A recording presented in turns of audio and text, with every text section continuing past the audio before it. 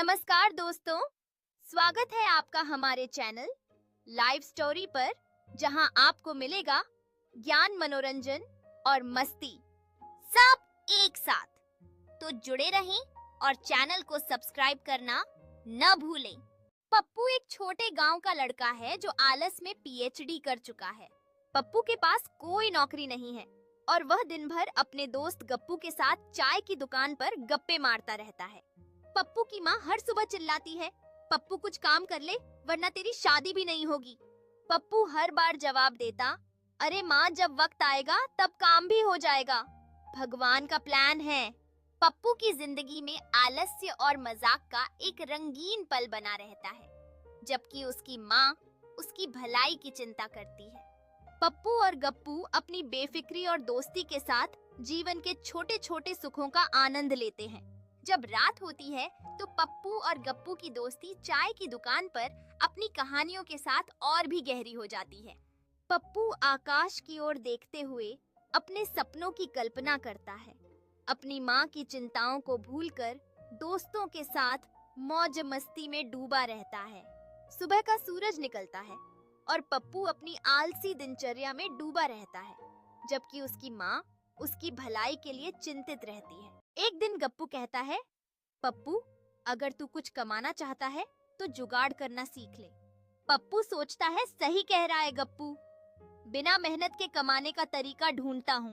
वह घर लौटते वक्त गांव में घूमते बाबा का भाषण सुनता है, जो कहते हैं, जो भी मांगोगे भगवान देगा। पप्पू के दिमाग में आइडिया आता है, भगवान की दुकान खोलता हूँ, लोग आएंगे, मन्नत मांगेंगे और पैसे चढ़ाएंगे। गप्पू भी इस प्लान में शामिल हो जाता है। पप्पू और गप्पू ने अपने बने बनाए दुकान को गांव के चौक में सजाना शुरू कर दिया। पप्पू मुस्कुराते हुए ग्रामीणों का स्वागत करता है और उनका उत्साह बढ़ाता है। गप्पू पैसों की गिनती कर रहा है और महसूस कर रहा है कि उनकी दुकान सफल हो रही है। पप्पू और गप्पू खुशी से एक दूसरे को हाई फाइव करते हैं। उनकी सफलता पर विश्वास नहीं हो रहा। पप्पू अब गांव वालों के बीच में अपने अनुभव बांट रहा है और सबको हंसाते हंसाते आनंद दे रहा है। पप्पू और गप्पू गांव के बाहर एक बड़ा पेड़ चुनते हैं और उसे जादुई पेड़ घोषित कर देते हैं। पप्पू वहां एक छोटी मूर्ति रखता है और बोर्ड लगाता है, यहाँ हर मन्नत पूरी होती है, चढ़ावा देना न भूलें।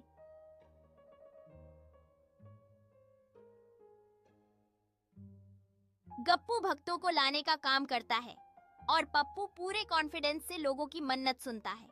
पहला ग्राहक आता है और मन्नत मांगता है, मुझे लॉटरी जीतनी है। पप्पू झट से जवाब देता है, 3 दिन में होगी, बस 108 रुपए का चढ़ावा दे दो। ग्राहक अपनी मन्नत के साथ विश्वास से चढ़ावा देता है। पप्पू की बातों पर पूरी तरह विश्वास रखता है। जैसे जैसे लोग इकट्ठा होते हैं, गप्पू उत्साहित होकर तालियां बजाते हुए उन्हें प्रेरित करता है।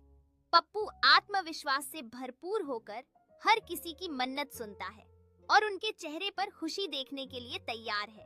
अब एक युवा महिला पप्पू के पास आती है। उसकी आंखों में उम्मीद और उत्साह है। एक दिन गांव का मुखिया वहां आता है और कहता है, मेरे बेटे की नौकरी नहीं लग रही, इसे ठीक करो वरना दुकान बंद कर दूंगा। पप्पू कहता है, मुखिया जी, भगवान को वक्त चाहिए, 7 दिन में काम हो जाएगा। गप्पू डर के मारे पप्पू से कहता है, अगर मुखिया का काम नहीं हुआ तो हमारा जुगाड़ बंद हो जाएगा। पप्पू हिम्मत करके मुखिया के बेटे की फर्जी नौकरी का लेटर बनवा देता है।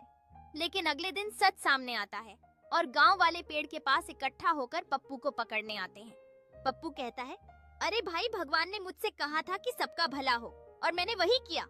पप्पू की बात सुनकर गांव वाले एक पल के लिए रुकते हैं, आश्चर्य और उलझन के साथ एक दूसरे को देखते हैं। एक समझदार बुजुर्ग गांव वाला आगे बढ़ता है और अपना अंगूठा उठाकर अपनी बात कहता है।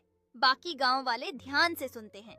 बुजुर्ग गांव वाला अपनी भावनाओं के साथ बोलता है, हाथों से इशारा करते हुए, और बाकी गांव वाले सहमति में सिर हिलाते हैं। गांव वाले पप्पू और गप्पू को 7 दिन तक चाय की दुकान पर मुफ्त में काम करने की सजा देते हैं। पप्पू अब भी कहता है, देख गप्पू, हमारा प्लान फेल हुआ, पर अगला प्लान और बड़ा होगा। गप्पू सिर पकड़कर कहता है, तेरे प्लान से तो भगवान भी परेशान हो जाए। कहानी खत्म होती है पप्पू और गप्पू के अगले जुगाड़ की प्लानिंग के साथ। सीख जुगाड़ से भले ही मजा आता है, लेकिन मेहनत का कोई विकल्प नहीं। गांव में सभी गांव वाले पप्पू और गप्पू की कहानी सुनने के लिए इकट्ठा होते हैं। इस बार वे अपनी मेहनत और जुगाड़ पर गर्व महसूस कर रहे हैं। पप्पू और गप्पू अब गांव के विकास में हिस्सा ले रहे हैं। उनकी मेहनत और जुगाड़ ने सभी को एकजुट कर दिया है। पप्पू और गप्पू ने अपने जुगाड़ और मेहनत के बल पर गांव में एक नई ऊर्जा का संचार किया है और अब वे सब मिलकर नए सपनों की ओर बढ़ रहे हैं। अब पप्पू और गप्पू की कहानी गांव में प्रेरणा बन चुकी है, जहां मेहनत और एकता के बल पर हर मुश्किल का सामना किया जा सकता है।